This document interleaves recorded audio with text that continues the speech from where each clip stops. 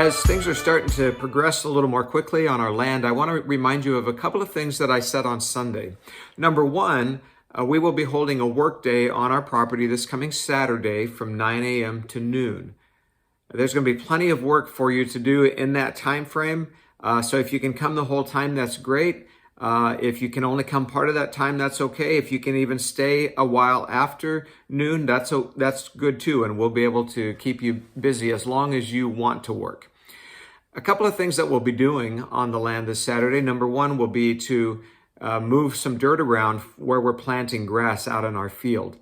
We've had hundreds of pounds of dirt delivered into that area, and we're going to be using a bobcat to spread that out, but we're going to need people with shovels and rakes to fine tune that dirt and make sure it's nice and even so that we can plant that sod in a week or so.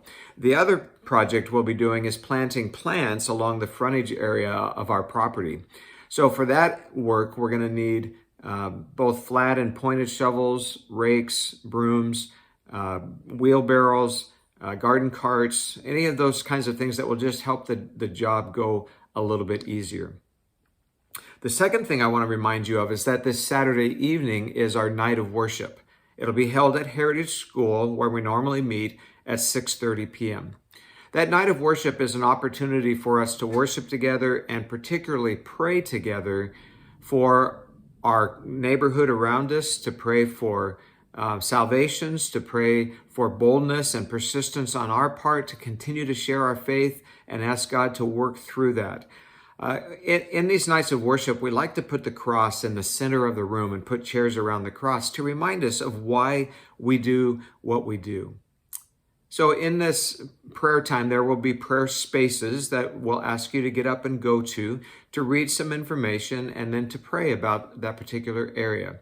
It's pretty casual, it's laid back, and nobody asks you to pray out loud or to do anything you're uncomfortable with. But as we hold that night of worship, it also becomes very powerful and very impactful in our lives as we pray and as we see what God is doing in our lives and through our lives in the community around us. So we hope that you can be a part of both of these events.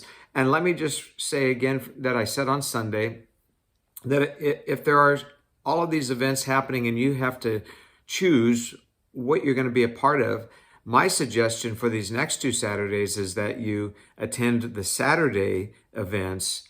And if that means you can't attend on Sunday morning, then that's okay. Or if you can watch online on Sunday morning, that's okay.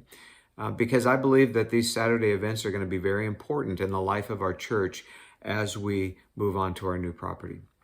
So I hope you're having a great week. I know that God is with us and that there are exciting days ahead, and I'm so glad you're with us. Invite somebody else to join with you on this journey that we're on. God bless you.